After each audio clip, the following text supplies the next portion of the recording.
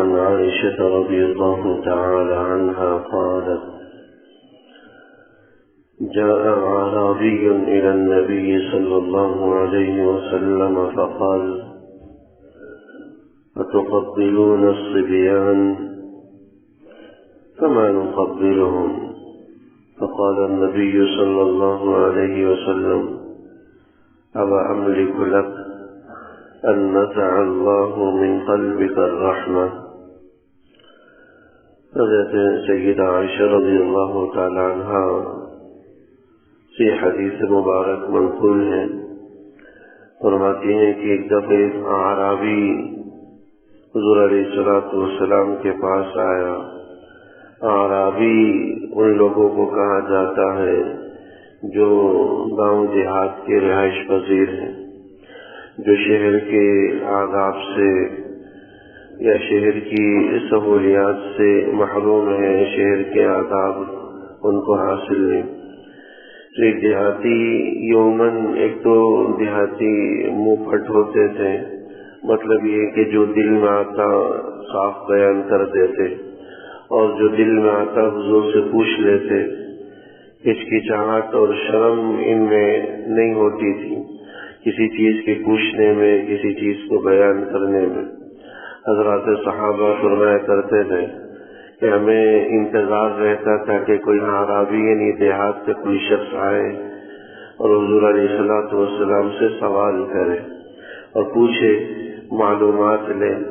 چونکہ یہ لوگ شرم و حیا دین کے معاملے میں کرتے نہیں تھے، اس لیے آپ بلا جھجک بغیر کسی ہچکچاہٹ کے حضور علیہ الصلوۃ والسلام سے مسائل اور مختلف باتیں دریافت کر لیا کرتے تھے، جس سے حضرات صحابہ کو بھی بڑی معلومات مل جاتی، جبکہ حضرات صحابہ ادباً اور احتراماً کہیں حضور علیہ الصلوۃ والسلام پریشان نہ ہوں، زیادہ سوالات سے گریز کرتے، اجتناب کرتے، کہیں حضور علیہ الصلوۃ والسلام ناراض نہ ہو جائے، یہ کوئی اوٹ پٹانگ قسم کا سوال حضور کی طبیعت پر ناگواری کا باعث نہ بن جائے، اس لیے وہ اعتراض کیا کرتے تھے۔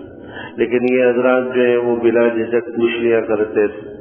تو ایک اعرابی حضور علیہ الصلوۃ والسلام کے پاس آیا اور کہنے لگا کہ اتقبلون الصبیان فما نقبلهم، کیا آپ چھوٹے بچوں کو، اپنے چھوٹے نابالغ بچوں کو بوسہ دیتے ہیں؟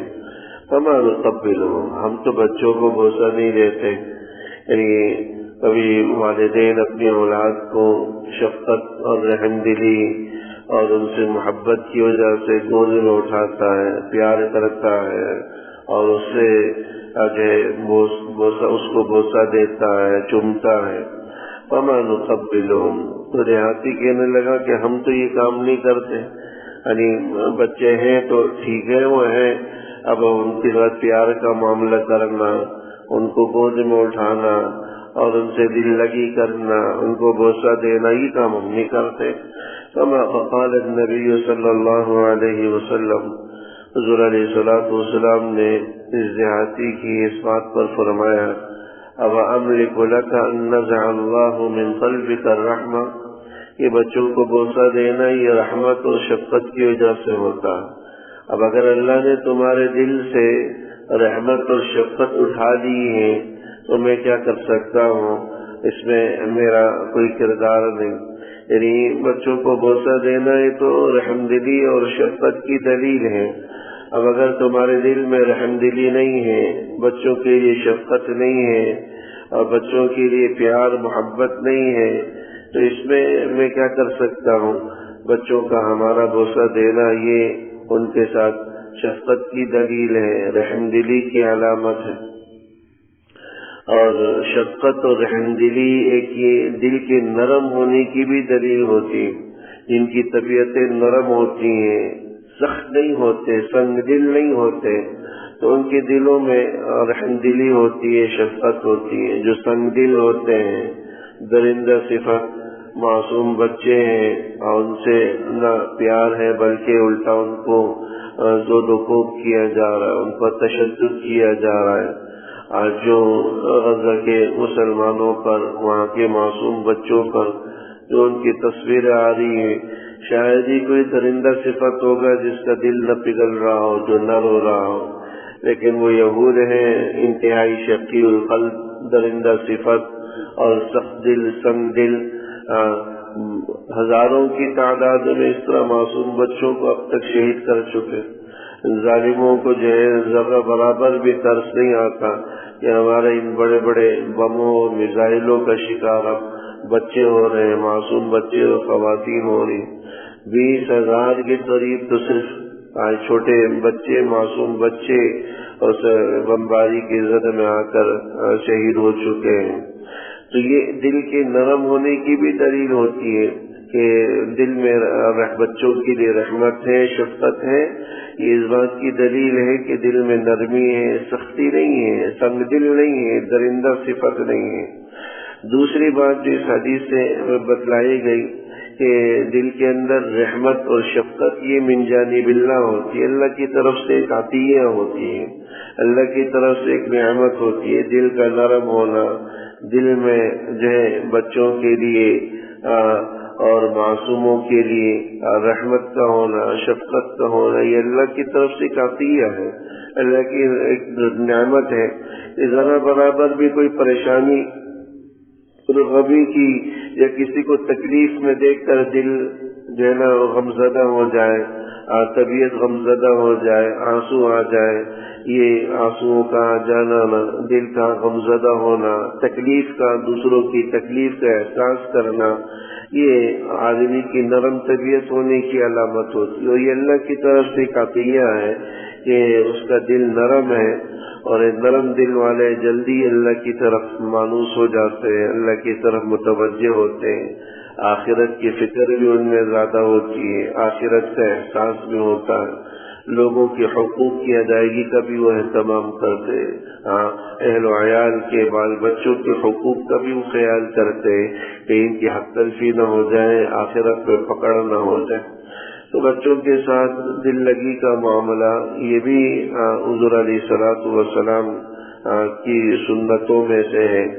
آپ علیہ الصلوۃ والسلام بھی بچوں کے ساتھ شفقت کا، رحم دلی کا معاملہ کرتے ہیں. اور ہر والد کی طبیعت کے اندر فطرتاً یہ چیز موجود ہوتی ہے. چھوٹا بچہ سامنے آ رہا ہے، دل چاہتا ہے کہ اس کو گود میں اٹھائے، پیار کرے. علماء کرام نے یہاں ایک بات یہ بھی حضرات صوفیہ سے بھی منقول ہے کہ ہم اپنے ان روزمرہ کے معمولات کو بھی ہم دین کا ایک حصہ بنا سکتے ہیں، اجر و ثواب والا عمل بنا سکتے ہیں. وہ یہ کہ ان اعمال کے اندر ہم حضور علیہ الصلوۃ والسلام کی اتباع کی نیت کر رہے ہیں. اب دیکھیے اس حدیث سے پتہ چلا کہ بچوں کو بوسہ دینا یہ حضور علیہ الصلوۃ والسلام بھی کیا کرتے تھے.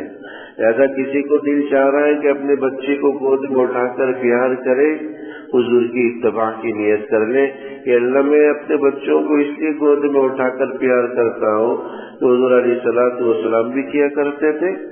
آپ کی اتباع میں اپنے اہل و عیال اور بچوں کے ساتھ پیار اور دل لگی کا معاملہ کرتا ہوں تو حضور کی اتباع کی وجہ سے یہ عمل بھی اجر و ثواب میں داخل ہو جائے.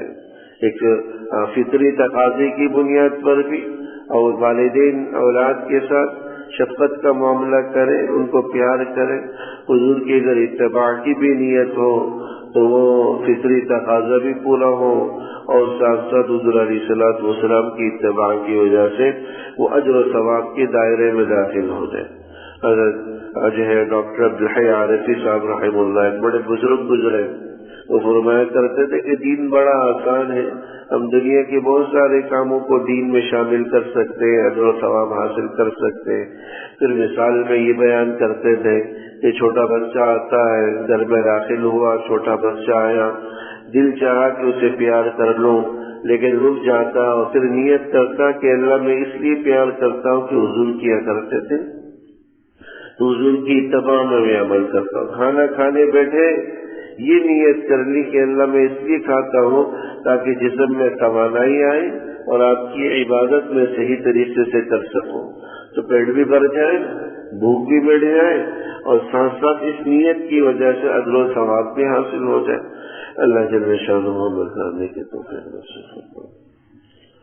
ربنا تقبل منا انك انت السميع العليم وتب علينا انك انت التواب الرحيم.